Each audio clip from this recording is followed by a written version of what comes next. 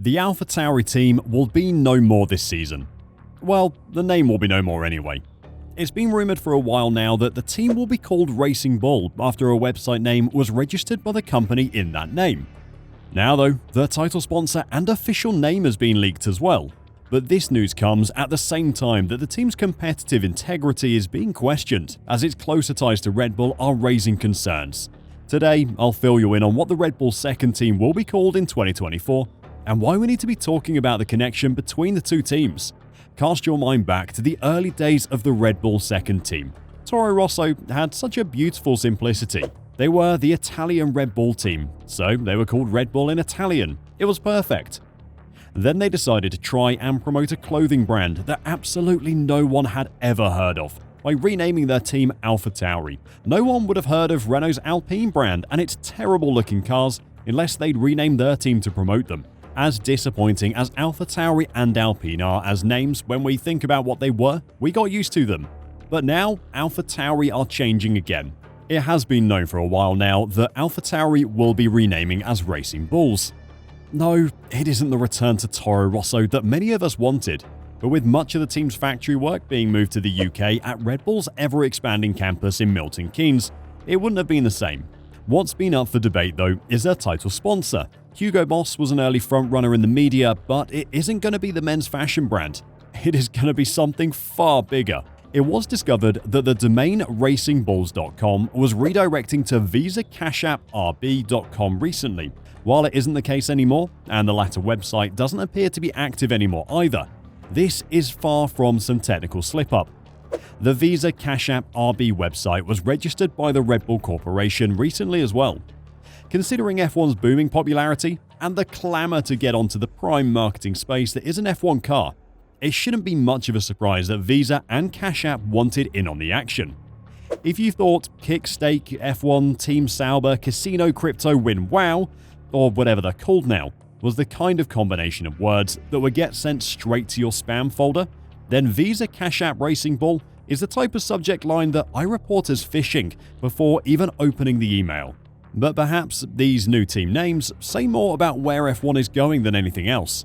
With a growing fan base comes more sponsorship money, and with the budget cap, F1 teams are now profitable again. Teams across the grid are upgrading factories in a way they never would have before, because now they don't have to spend $500 million a year to just build a car. F1 team names are a big money sponsorship space, and if you're on the team name, you're definitely going to be the biggest logo on the car as well. An F1 car is the coolest billboard in the world, and advertising agencies across the globe are remembering that. Like the golden age of the cigarette sponsor, F1 is bringing in some of the biggest names in the world and is charging them tens, if not hundreds of millions of dollars for the privilege of being painted in big letters for the world to see. With Visa and Cash App as sponsors, Visa Cash App Racing Bull will have the money to take on the new competitive form that the Red Bull Corporation is promising. But that new competitive plan is causing a stir on the grid. More specifically, how they are going to become competitive is a big problem for the other teams. The two Red Bull-owned teams are set to be brought into closer alignment in 2024, with Red Bull Motorsport advisor Helmut Marko having previously stated the team will be taking every part they're allowed to take from Red Bull under the regulations after an underwhelming 2023 season.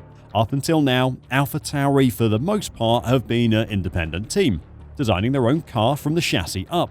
It's worked in the past as well. Pierre Gasly won a race back in 2020, which is a hell of a lot more recently than most teams on the grid have won a race. Under the new ground effect regulations, the team has really struggled though, with the Red Bull Corporation coming under new management after the passing of their founder.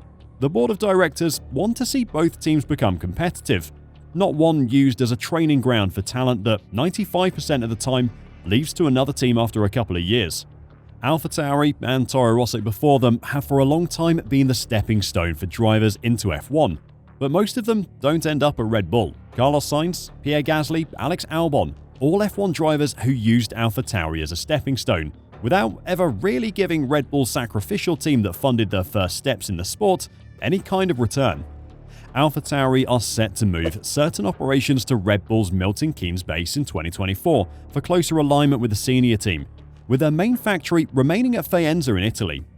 With the purchasing of parts from Red Bull and the closeness of the facilities, The competitive integrity of both teams is being brought into question, while there have been teams working closely together in the past, such as Haas and Ferrari.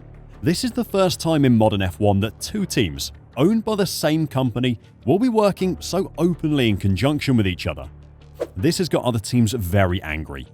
Having been vocal on the subject before, McLaren CEO Zak Brown explained his reasons for wanting intervention in ensuring teams are operating fully independently of each other moving forward. With the cost cap playing its part in leveling out performance, the fight behind Red Bull in 2023 looked closer than ever. The McLaren boss believes having two teams on the grid operating in such close quarters causes a serious issue for sporting fairness. The thing I would like to see us as a sport focus is where we sit on the regulation side, with the A-B team co-ownership, Brown said at McLaren's 2024 livery launch as quoted by motorsport.com. I believe it's a serious issue for the fairness of the sport, for the fans. That's why it's pretty much not allowed in any other form of major sport. I'd like to see us, as an industry, focus on that before it gets to a level of being where F1 once was, which is very out of balance because people are playing by the rules, but a different set of rules. So, what is the problem with Racing Bull and Red Bull working closely together? Formula One on a race weekend can be all about the drivers, but at its heart, it's a constructors' championship. Each of the 10 teams tries to build the fastest car they can, and that has to be done individually by each team.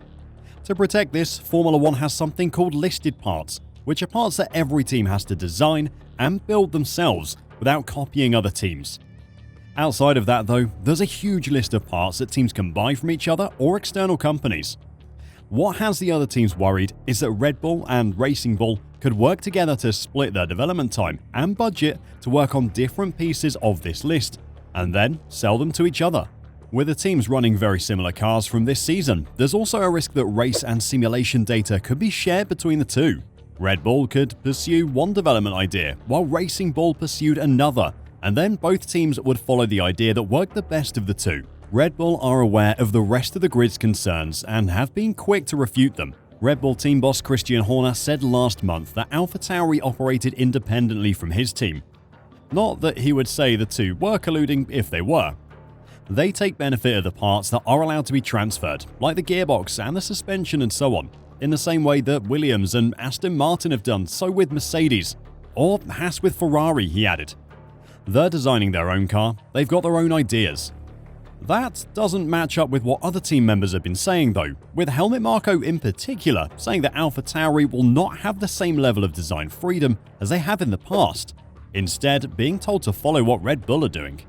The FIA's single-seater head Nicolas Tombazis said last month that the governing body was aware of concerns and would be issuing further guidance, but nothing's been heard from the FIA yet.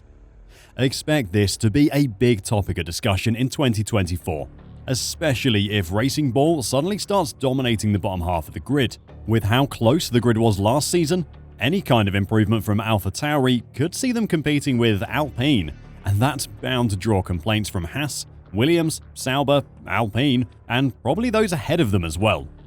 Do you think that the new Red Bull and Racing Bull collaboration is going to cause a problem? Or is this just a case of F1 teams complaining because they can? Let me know your thoughts in the comments down below, and until next time, drive safe and bye for now.